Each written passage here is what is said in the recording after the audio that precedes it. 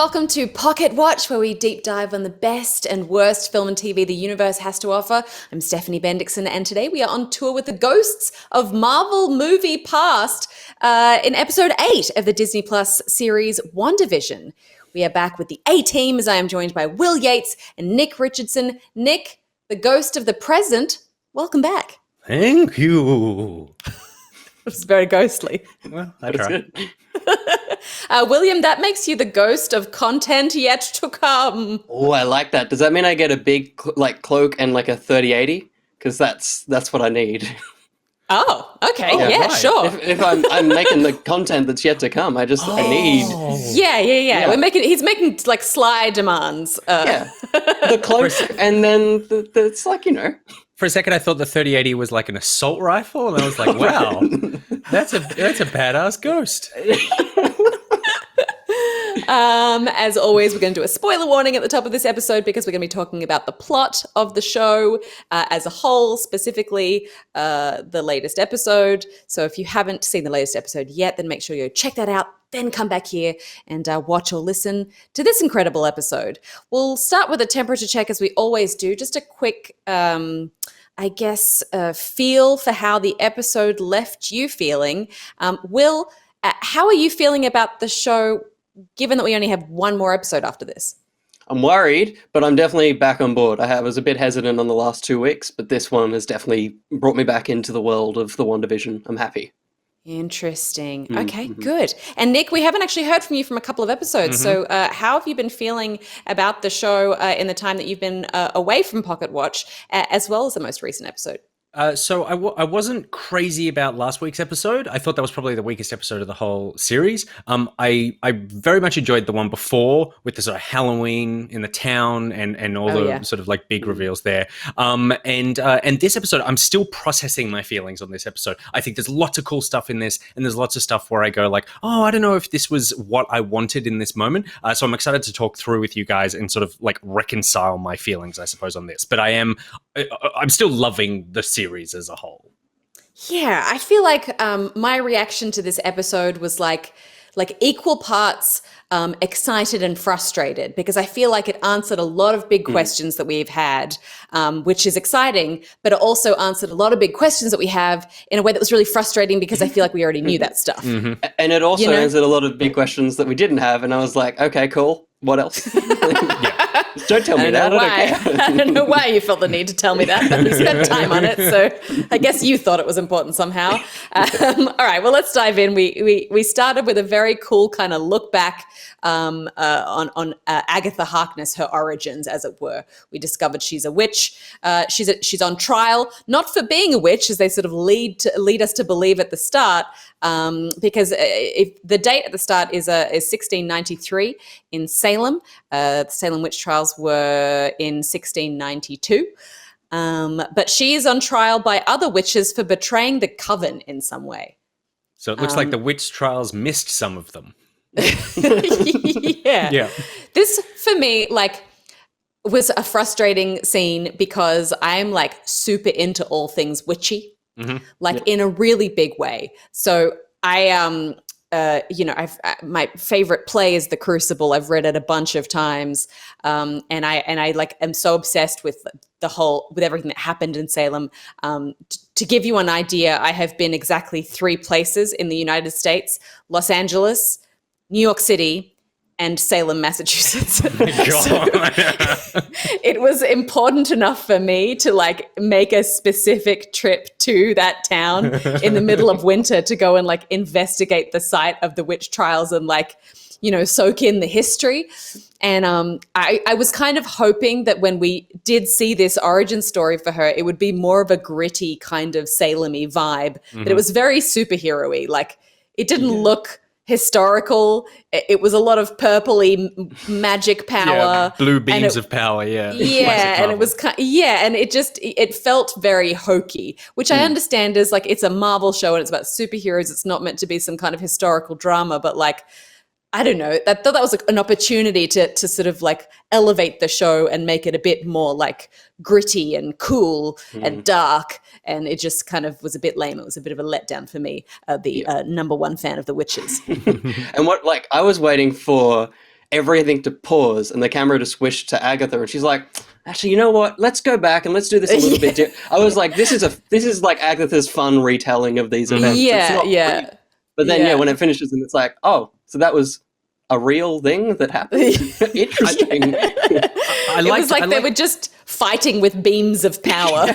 Yeah, it was like she withstood a lot of beams for a long time. I liked what it represented. I thought it was cool that we were doing this, but yeah, it felt actually like the most TV thing that the show has done. Like it felt the most like an episode of Buffy or something. But I think it's cool that she's been alive for that long. I like what it is, where she's kind of like sets up the idea that she dabbles with things out of like curiosity and a want for power, but not necessarily a destructive, like actively destructive. She kind of it looks like she sucks the power out of those witches, and obviously Wanda is a very powerful witch, so there's some questions about what's going to happen there. But it seemed like she was like, I don't want to hurt people, but if you're going to hurt me, then I'm kind of I'm going to suck the power out of you, Mum. Totally. So, I feel like it was a very I feel like we got a lot of information in a very short space of time that felt very surface level, where it was just like, you betrayed the coven because you attempted magic that was above your level, and it was a dark magic that you're not supposed to use. It was like all of this kind of like weird exposition set in a world that we hadn't really seen. Yeah. And then she's like, Mother, how you won't do this to me. And she's like, yes, I will. And it's like, oh, okay, so that's her mum that's killing her now. So it was meant to, I think it was meant to give us a lot of information about like, she was really a persecuted witch by other witches, including her mother, and she's not actually that bad. But it was kind of done in a very like, I don't know, it was done in a clumsy way that I didn't like, and I was disappointed because I wanted like the witchy stuff to be cool. We'll move on with the rest of the show, but at the end of the episode, remind me to give you my controversial feeling of what I think this episode should have been. But we'll get to it at the end. Yeah, it was. I feel like it was good. It rode the line between like, because there was a line where she goes, "I can be good," and they're like, "No, you can't." And it's always very difficult to read with Catherine Hahn whether she is being like coy or truthful. So it's still, I think, the aim of this episode was to kind of keep us wondering whether or not she really is an evil character or not. Yeah, and I think there's some parallels set up there between her and Wanda in terms of like Wanda's struggle with power and what power means to her, and whether or not she uses it for like selfish reasons or completely selfless reasons. So yeah. Yeah. And here is where Will was totally right on the money with the fact that Agatha reveals she was never under Wanda's spell. She says, when I sensed this place, the afterglow of so many spells cast all at once, I couldn't make heads or tails of it. So she just kind of felt the power and was drawn there. Was that something that was surprising to you, Will, or were you just like, no, you'd picked it from the start? Yeah, I was waiting for, and it is just one of those handy but unfortunate things of knowing comics. It's like, you're very much that character that needs to be that character eventually. It's why I'm stepping back from the Eternals. I don't want to know about the Eternals for that movie. I want to enjoy that as someone who's never experienced it. So yeah, it is like last week when she's like, I am Agatha. I'm like, yep, you are. Yep. That's not a reveal for you, yeah. No, I liked this scene where she started to like reveal the extent of her power as well, and but I also like I always like in storytelling when you've got a character who is very powerful but is threatened by someone who is more powerful but doesn't have the sort of like knowledge or training or something about how to harness their power. So she's there doing cool stuff like turning cicadas into birds and shit. But she's like, you are someone even more special. Like, and I do like that thing of like, how are you doing this? Like when she said, she has that line about like, there are people on the edge of town on autopilot who are still part of this play of yours. And it's like, you don't even notice. And she's like, I've never seen something like this. And she's sort of using it as like this academic study. And that set me up for what I thought could be potentially my favorite episode as we go through this. But I like that. I just love a Catherine Hahn episode of anything. So this is Yeah, I feel like I enjoy that she has equal parts kind of fascination and curiosity and bewilderment when she's sort of examining jealousy. her. And jealousy, yeah. The implication is that she, if we start the episode watching her kind of suck the magic out of other people, as you said, Nick, like, is that she's potentially going to want to steal the power from Wanda herself. But I guess, like, we haven't really got a clear sense of what her motives are or what she's driven by or what she wants to achieve. So without motivation, it's hard to say for sure if she's going to go down that path. With the basement that they're in, what is the significance of this kind of basement that she has these kind of symbols for trapping people? Yeah, I didn't quite. I mean, I assume that thing is very much setting up for later of like Wanda now knows how to do that thing. And there'll be a situation where Agatha's about to do something, and she's like, "See the things on all the runes, all the runes around my head. She can't do anything." Because it was a very obvious kind of expositional moment. She was like, "Only the witch who, used the runes can like undo the spell of this specific and that one, spot." and that one, and that one over there, and that one. Yeah. And the other significance, which I adored, it made me really happy. I also watched last week's and this one back to back because I'm watching with my parents and Dad hadn't seen last week's. And in the end credit scene, you see the exterior of Agatha's house, and it's the Bewitched house. And the line she says is "my bewitched basement," and it is the Bewitched basement. It's the Stevens house, and I just thought that was a great little subtle delivery. That's true. At the end of the previous episode, we saw Monica as well, Rambeau, who was outside there with Quicksilver or whoever the guy is that is playing Pietro. Yeah. I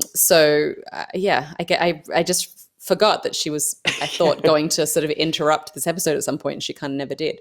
They're just having a chat for like 43 minutes. Yeah. So then, in an effort to try and understand Wanda, where her magic comes from and why she's doing this, Agatha takes her sort of back into her memories. She says it's time to look at some reruns using the sort of sitcom theme of the show, and that kind of becomes the theme of this entire episode, this kind of stepping into Wanda's past. So we started with the Sokovian apartment life. Yeah. It's just a clip show. That's like, we've done genres. Now we've done eras of time and TV. This is the clip show. Yeah. Sure. Yeah, right. Yeah. Sort of clips of her life. And it was really cool kind of window into Wanda's past that I think we've all really been looking forward to. Yeah. What did you think, Nick, of her kind of family life as a kid and the life that they presented to us? Well, I guess I was the person not looking forward to this, mainly because I felt like I didn't have any questions about this. I feel like this had been totally, like, it had been explored in enough for me. Like, I knew about the missile. I knew that she was there with her brother. I knew her parents died. And when we watched this, the only thing we really learned, we kind of learned two things from it. One, this is where the sort of like sitcom stuff came from. And I thought that was like, I don't know, like so weirdly obvious and on the nose. Like, I think that anyone watching the show understands, if not why she's chosen to use sitcoms, but like why she has, what am I trying to say? I don't think you need to have grown up loving sitcoms to want this idyllic family and seen enough TV to think that, this is what they look like. I don't think your dad needs to come home with like bootleg DVDs or something and be like, totally. This is what our entire life is like. And so 1-to-1 of like, exactly this thing is why exactly this. And I also just feel like, even though I think the scene was cool, it was well done, I think that explosion at the end was awesome. Like, it was very confronting. But I just felt like, I didn't need to know any of this because I already knew all of it. And the only thing that it kind of told is maybe she had some latent power that made sure the bomb didn't go off. And I still don't think that's enough for me, that like her powers were percolating as a kid. Everyone's powers are percolating as a kid. So even though this was like well done, I was just going like, why are we here? The series has explained this series and the films, and I think even if you haven't seen the films, you watch this and you go, well, you already knew all this information because it has been told to you in the show, and this just showed you what they'd already told you.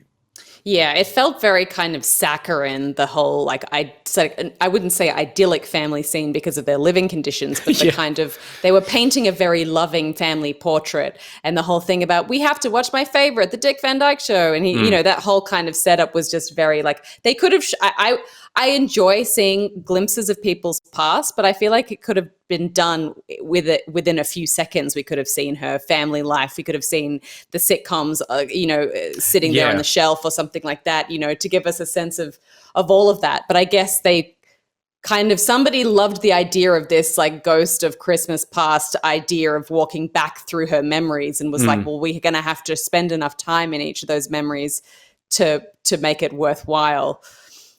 I don't know. I feel like, Will, do you feel like it was kind of like something that was useful for the narrative? I almost look at, and it definitely plays into that Ghost of Christmas Past thing.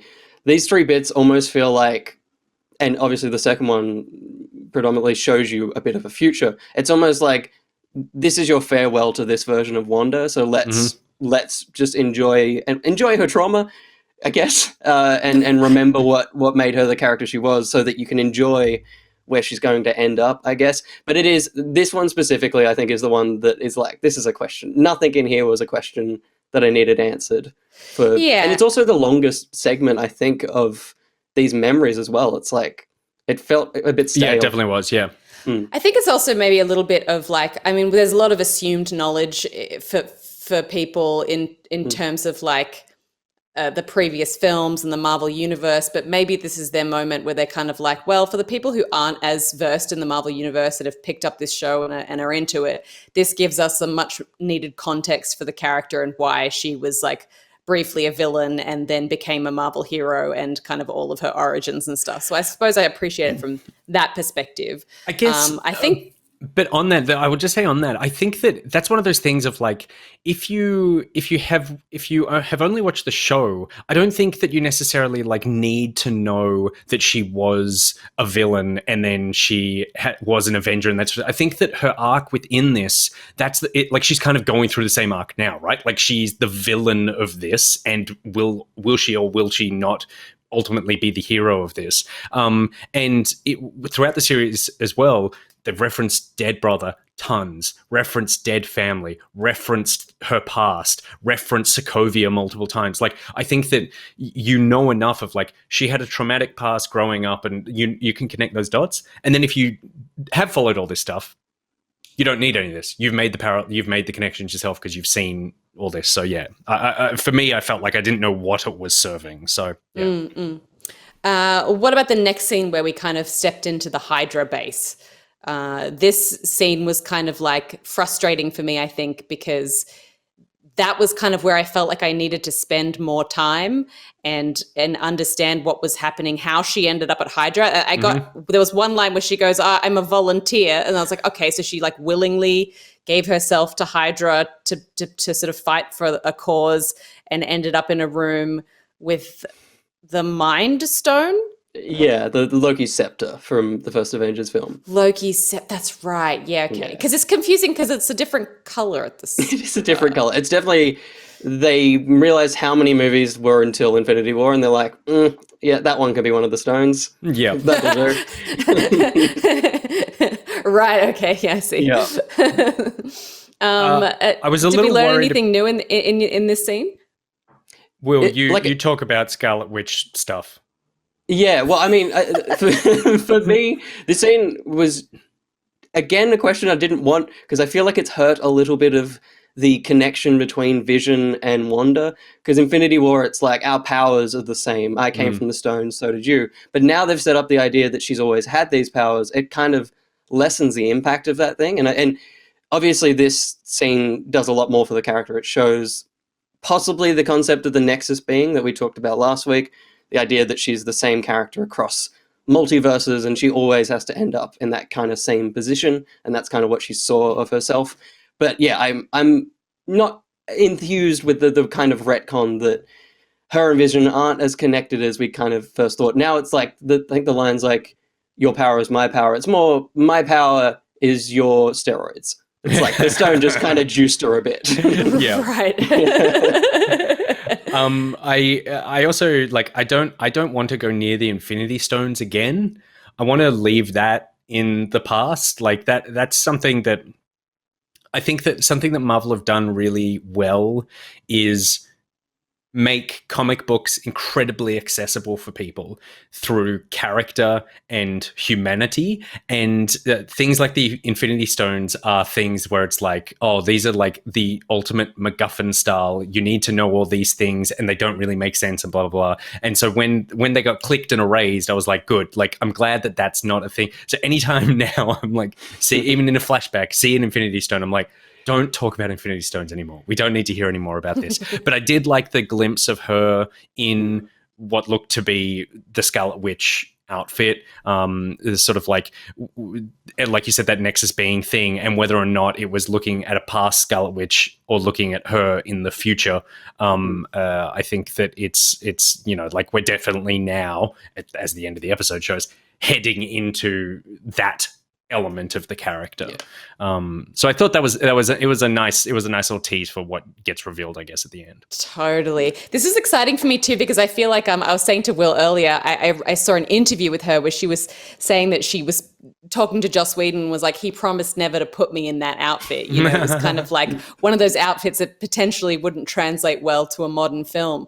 But like that small glimpse we had of her in it, she looked awesome. She looks great. So I hope we get to see it, because it just looked like it was a very brief glimpse, but she seemed so like she had such great presence in it, and it was so powerful, and I would love to see her in that getup. She looks less like a witch and more like a sort of Asgardian sort of warrior. Like it's a great, like I think it's a really powerful looking outfit. I think it's dope. Yeah. I agree.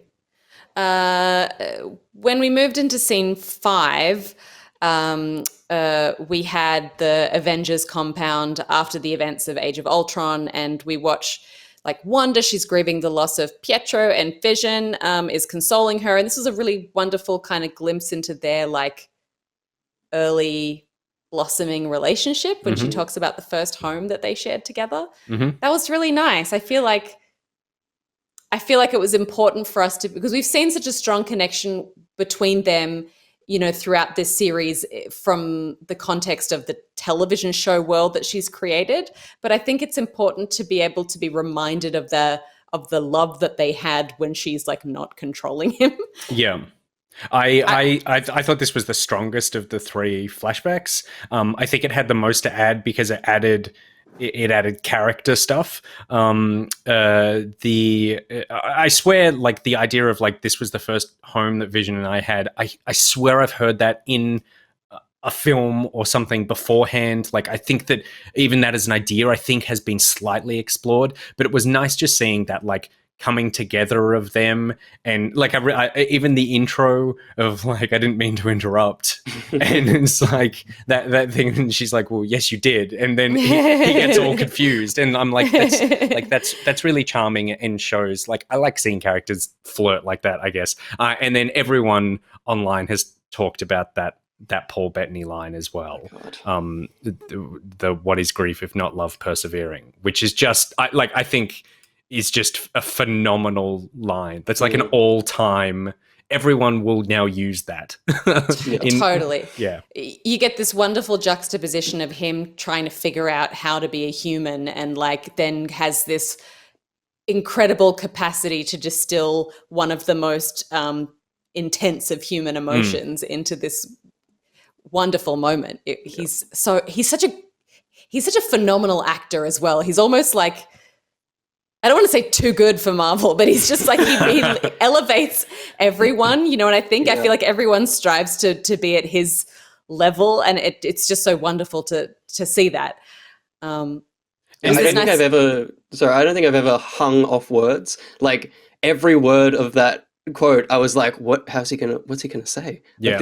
Like I could feel everything welling up on each utterance of the words. And I think that part of the strength of Paul Bettany and Vision as a character is that, like you said, Steph, he's learning how to be a person. He's a robot, but he has this unbelievable power. He has great stillness as an actor, but he has this really intense softness that is juxtaposed against how powerful him as a character is. Like, he's so gentle and soft, which I think makes the ending pretty horrific of this episode. But yeah, it is like that. I thought this was the strongest one. I feel like I could have done without the other two and just had this as a flashback, and this would have satisfied me.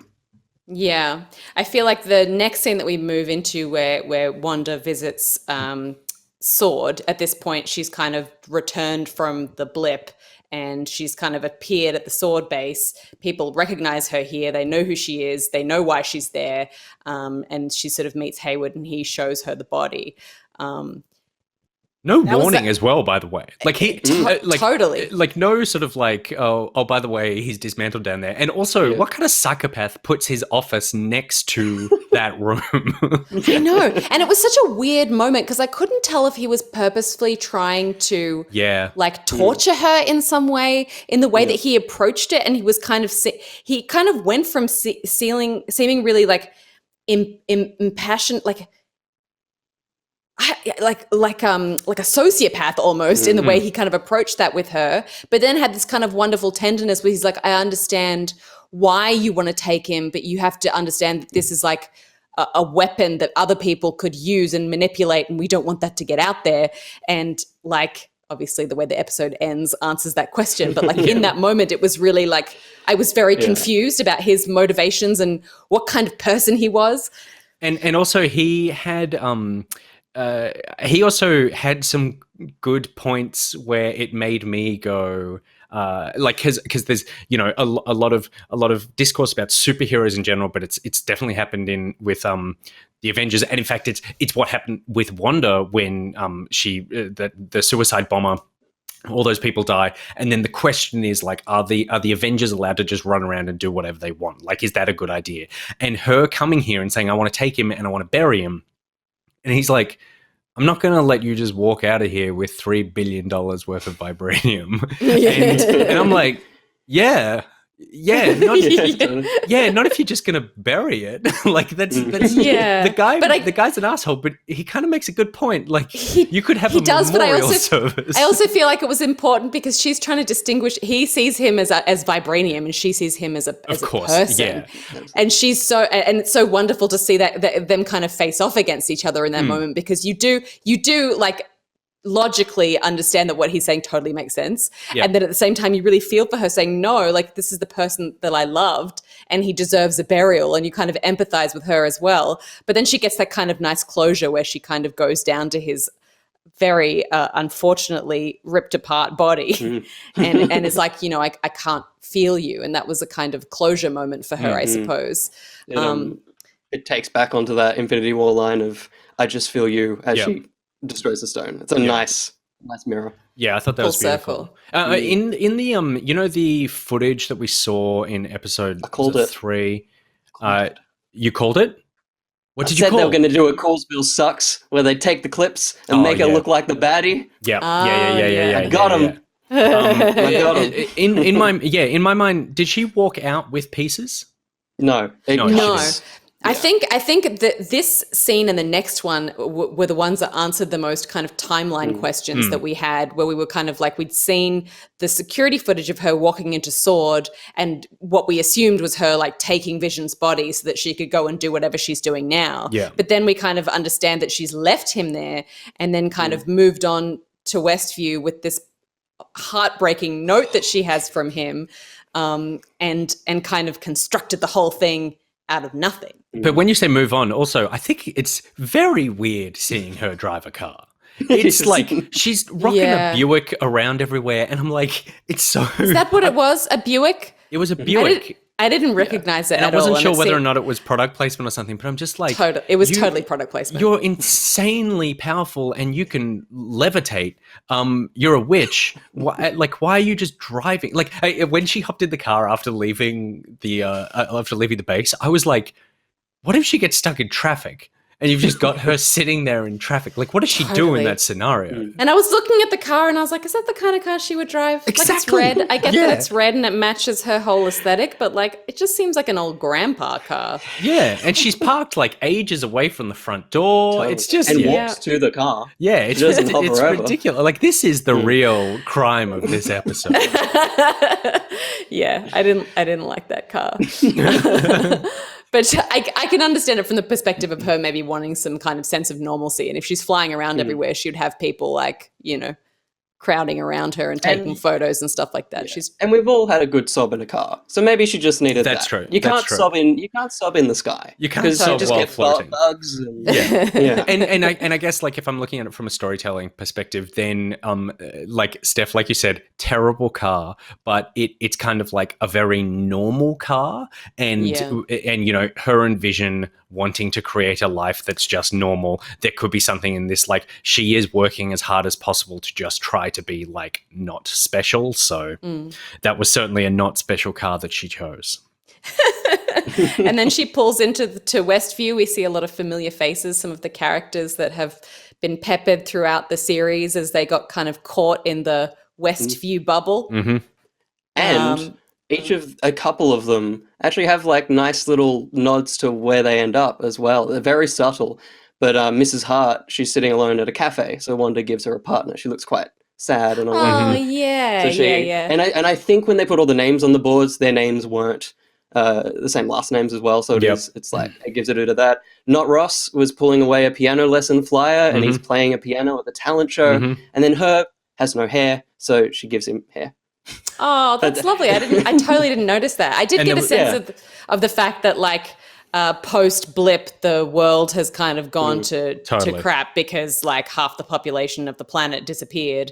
So that was, I hadn't really thought about that very much since the sort of last Endgame films, where half the population of the planet disappears, and like of course, businesses and homes and everything would fall into disrepair, and that would take time to come back from. And if that was still a very recent thing, her going into I thought it was just a really rundown bad town, but it was actually a town that just like was still trying to recover from the horrors of what happened. Yeah. And it's then it was almost like a COVID metaphor. Like I was like, oh yeah, like all these businesses that just had to stop because and the other person who was there, I think, was the mailman, was the pizza delivery guy. So he's a real pizza delivery guy in real life, but she sort of turned him into a mailman. A more kind of potentially upstanding government job or something. Totally, yeah. We see the deed to the lot that Vision had purchased for them to grow old in, which was absolutely heartbreaking. Heartbreaking enough for Wanda to have a like big emo explosion of power in the creation of WandaVision. Is this like was this a thing that was like satisfying to watch, or was this more just like we already know that this happened? This was like, oh yes, we all thought that it was a big expression of her grief, and now we're getting confirmation of that. I think that for me it was like I think that this was satisfying because the question that I had most of the time was this a conscious expression of grief, or a sort of like unconscious or just instinctive one, I guess. And so I feel like she went there and she was overwhelmed and it kind of poured out of her. It wasn't like she went there and thought, oh, you know what? Like, oh, I could kind of build a house here and see what that's like. And then the house next door, I need to match the, like, and sort of like put it together. It felt like she went there and just couldn't hold on to it anymore. And then it kind of like the question I kind of had there when Vision turns up and she reconstructs him, and so it's like he's not even a puppet like we thought. He's actually just created from her, completely by her mind, that she then sort of reverts back into this like fugue state of like so happy with what's happened she forgets, because the whole first half of the season is like, is she aware of what she's doing or not? And she seems to keep like drifting in and out of that. So I think it was satisfying in the sense that it was just like overwhelming and sort of unplanned. My question for you, Will, is that like, okay, if Wanda was a natural witch and the Mind Stone just like enhanced her powers at Hydra from whatever experimental thing was causing her to interact with it, and we kind of saw like when she did that emo explosion of like WandaVision creation power, this sort of flash of the yellow vision Mind Stone light kind of coming out. Is that her like using the last of her Mind Stone power to create Vision, and he exists made of that, and then she's just got her like Scarlet Witch powers left? Or and if so, does he become an entity that can still exist? Because we saw him start to deteriorate as soon as he left like the WandaVision world. Like so many questions, and I'm hoping you can answer them. Totally. I mean, the trickiest thing about it is so much of what Wanda is in these films, now the TV show, is not the comics. They've strayed so far. Like the idea of her creating Vision isn't quite a thing. Usually he is still a hard light. He's a body. And I mean, the way I kind of took it is going back to the Kevlar Monica's outfit. Anything that is in there can go out, but because she kind of created him, he still doesn't exist. Like she was able to warp reality to create a Vision that people could see, but he isn't there. Like there isn't a body to leave the hex. Like he is within that. But I do think that there is a soul that she's created, which may come in very handy next week with the new Vision body that we saw at the end. I think that's where my like everybody lives happily ever after heart is hoping things go well. Yeah. Because I'm hoping too. It won't, but I'm hoping. Oh gosh. I have an ending in mind for this show, and I'm just trying to manifest it into existence. And that's where Wanda puts the Vision that she's created into this Cataract Vision's body, and they live happily ever after, and everyone claps. And to like play on like the TV thing, he turns to color. She goes the black and white to color. It's a nice little, it's a nice little symmetry. Perfect. It's never going to happen. Well, it's not going to happen now. It will happen. No. It will happen at some point, but it's not going to happen tomorrow. Next week. I thought we've sort of like we've ignored Agatha throughout all these conversations. She's along for the ride, obviously, the whole time. She was like very much exposition. Like we would watch the scene and then she'd explain what we just saw, which I found very annoying. Very annoying, but I think patronizing.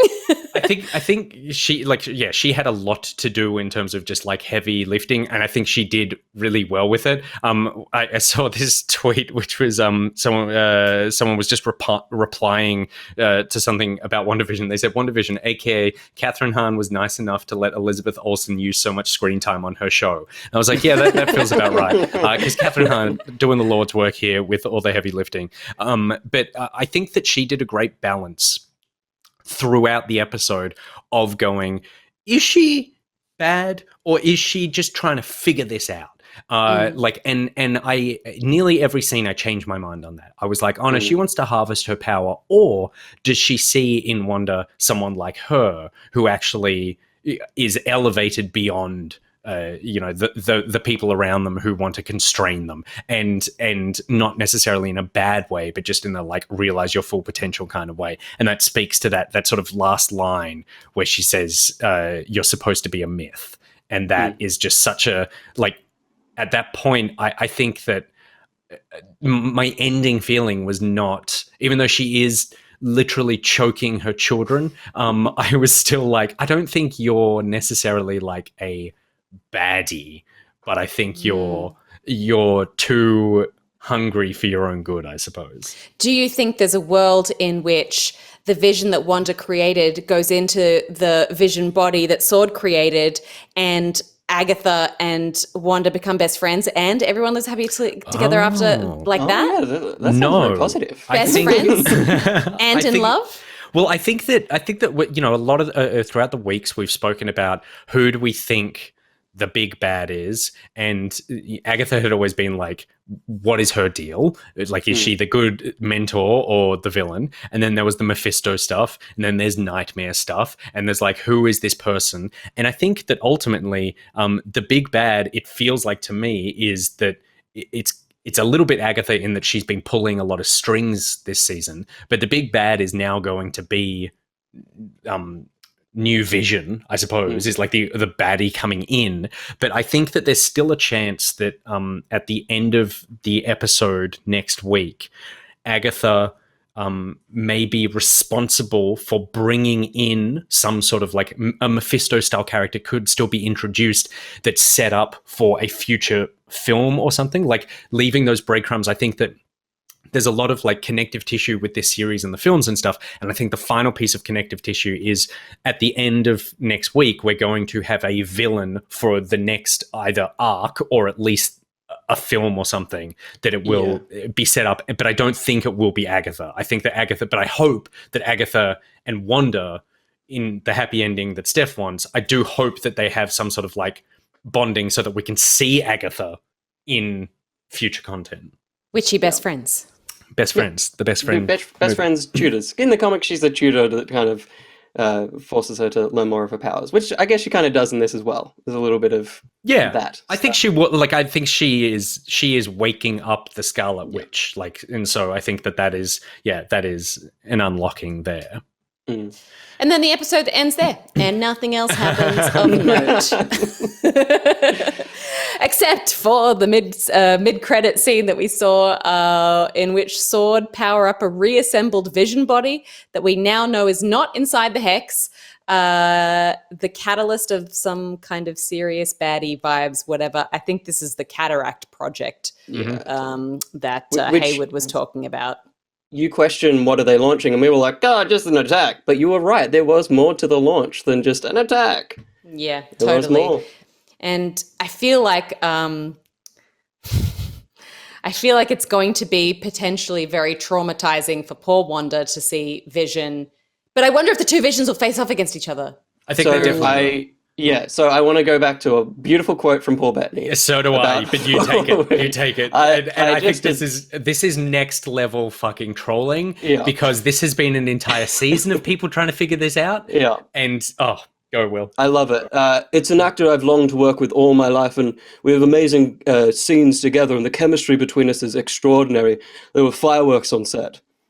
So he teased this weeks ago, and people have been going, like, I've literally seen that one of the biggest theories out there on the Still Watching podcast run by Vanity Fair, Joanna Robinson thought and had a lot of like evidence that it was Al Pacino coming in as Nightmare, and that this was like legit. Okay, this is like that level of actor is coming in here, and then this happened, and I was like, there is no fucking way that Paul Bettany was not talking about himself, and that is hysterical. It is hysterical that he's like, there were fireworks on set, and I've always longed to work with. It's amazing. It's going to be That's him. amazing. I had no idea. That's unreal. There's also a great theory out there that because obviously Vision is a combination of like the body was built by Ultron and then sort of, taken over. And there's a great theory out there that when we hear Vision talk next week, it will actually be James Spader's voice. And so it's like Ultron is back in a way, and in the sort of like form that he was always intended to be, which may help a little bit with the fact that Wanda won't need to kill him again, because it's actually like it just looks like him, and it's nothing actually like him. Oh God. But I really loved the ending to that. I think that they did a great job of, I think the misdirect on like what Vision is in this series was really deftly handled, that we we thought it was a puppet the whole time up until now. And I think that was, and even when he gets out of there and he's disintegrating, it's very much like, oh, it looks like the puppet is sort of falling apart. But it was him being reclaimed back because he's a thought, he's like a magic thought that can't be outside of there. And I think that the introduction of this at the end sets up for a great fight next week. Great character development where or great character potential like we've spoken about with Wanda and this new Vision, but also I think with the two Visions, I think that the Vision character, the Vision that we know, is someone who is also very self-sacrificing, someone who is very like, I will do whatever I need to do to help as many people. And he was the one telling her, make this stop, this isn't right, like stop doing this. So I think that there's a great conflict there of a very selfless Vision and a very selfish Vision sort of like attacking each other there. Yeah, I think I was holding on to the idea that she did have his body and that she'd been able to resurrect him somehow. And the idea of him just being a thought upset me because I was like, oh, that means that he is just going to disappear. But now with this kind of reveal, it's given me new hope from which I will no doubt be disappointed. Because he's more than a thought, right? Like we said, he's created by the yellow Mind Stone power. Everything else was her red magic. So it is like he's a thought, but he's kind of like he's a very special thought. So I think that I've more to hold on to now, which absolutely is potentially going to set me up for a greater heartbreak in the end.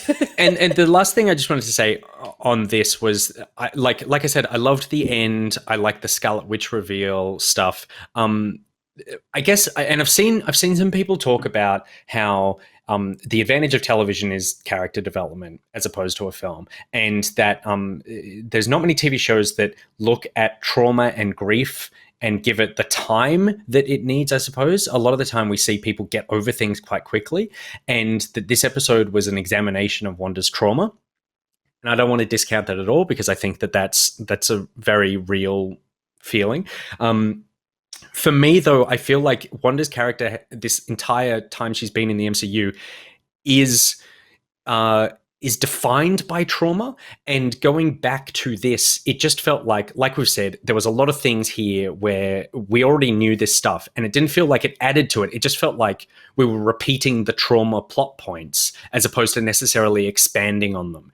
And for me, that's why it felt like it was spinning its wheels half the time where I'm going, oh, we're going back for this. What I was going to say at the top of the show where I was like, oh, what I wanted this to be, and this is a pointless exercise, but I thought that the Agatha reveal, I wanted this to be an Agatha episode, and for it to be like, if we're going to go back through time to see her, like either her process up until now, like the years between when she was born and now, or her within the world and how she's putting everything together. Because the stuff like the Pietro thing still hasn't been answered. Wanda didn't create him. Did Agatha pull him in from another dimension? Because she can't create people out of nowhere. She's like, you can do that, I can't do that. So is he actually still coming in from a multiverse? And the conflict of that character, of the Agatha character and her need for power, I think plays really well against Wanda's desire to necessarily not have this power and try to be normal, which for me felt like it was a more interesting dynamic. And anytime that conversation happened, that's what I was interested in. So so I think that plot-wise, there was lots of interesting stuff about this. It's just a shame when we have these episodes. Some of my favorite episodes of television are these ones where it stops down and you look and you really examine the character of something. It's just like, I don't feel like I learned anything new about the character. I just kind of like lived in their trauma a bit longer, and that it felt like a questionable decision, I suppose, for me. Yeah, I feel like I was really hopeful that the the idea of the multiverse version of Pietro was the answer, but I think maybe it's probably going to be more like, I think what you suggested as one of the options, Will, is that he's just simply some random guy that she has like used and tried to convince her that it's her brother, and that kind of upsets me because I just love his version of Quicksilver and I want him to be in this universe more, but it doesn't I'm still seem clinging like on to hope. I'm still clinging because they didn't give us a final answer, and we didn't see him post the credit scenes. There is still more to examine of his character. I think we're in for a very cool bunch of scenes involving Quicksilver next week. Me too. Yeah. I think that those residents have to leave the Hex very fast. Yeah, so, I totally agree. I think that I actually feel like it is sort of lending more credence to the idea that this is a multiverse thing and not just like stunt casting. I hope so. That Agatha pulled him in because she can't create someone from scratch, but you did make a very deliberate casting choice. And again, the idea of like the best thing about those X-Men movies was the or the rendition of Quicksilver in there was that sort of like slow motion scene thing where he runs around and there's a cool song and stuff. And I think that we're totally going to have that. And Will, I think you're spot on that like these people need to get out of the bubble, and he's probably someone who can do that the most effectively. So I think we're going to get the ultimate version of that. Whatever budget they were going to use to make witches look cool, they took that and put it into moving fast around an entire town. And copywriting some great track. Exactly. There's a lot of money there too. True. Well, I guess I'm super excited. I don't think I've been as excited for a season finale in a long time because so much has to happen. I am almost hoping that they make the episode longer than the standard run because I feel like it deserves it. I think we're in for a treat. Help me, Will. I'm gonna give you some help here. I think that this episode, I wish I'd called this last week because I knew this was going to be called previously on. I think next week will be called WandaVision, the TV movie, and we'll get a nice hour-long to 50-minute nice. Nice. That's my thinking. Wow, that would be pretty cool. There is also, I should have looked it up before we started, but there is some talk from an interview with one of the producers or the showrunner or something talking about like roughly how long the show was, and they said something like 6 to 7 hours or something like that, and people did the maths and they basically went, if they wanted, they could do an hour-long episode. Like if we're using that as the guide, then we can probably get an hour next week. I love the idea of like a TV movie being that's the it should it I love that people have done the maths on that. That's amazing. But yeah, I'm super pumped for next week. I really feel like the show, despite some of the stumbles, I feel like with this episode has set up a really great finale, and I think that finale is also feels like it will set up a very good next phase of Marvel in general. So I am. Even though there have been episodes that have been hot and cold on throughout, I just think that still what it's doing is just some of the most ambitious TV that is being made just from a storytelling perspective. So, yeah, cannot wait for next week. Well, that is it for this Pocket Watch on WandaVision. If you enjoyed the show, make sure you check out our Patreon at patreon.com/backpocket and become a sponsor. We do a whole bunch of stuff besides this show. You probably already know that, but if you don't, check out our Twitch channel. That's twitch.tv/back_pocket. We do like a video game variety show. We have morning news shows. We put stuff on YouTube. It's a whole thing, and it's really, really great. We also make this a podcast. You may be listening to this as a podcast already, and if you are, then please leave us a 5-star review, and we might read it out in the show, which we've been doing the last couple of episodes of Back Pocket Tonight. And they've been pretty great. So thank you so much for watching / listening. Nick, Will, thanks so much for the chat. Thank you. Thanks. And we'll be back next week for the finale. It's going to be so happy and positive. It's going to be best friends, everyone. Wanda gets her brother back. Vision is restored. Which friends? Paul Bettany is revealed as the greatest troll of all time. See ya. Yeah.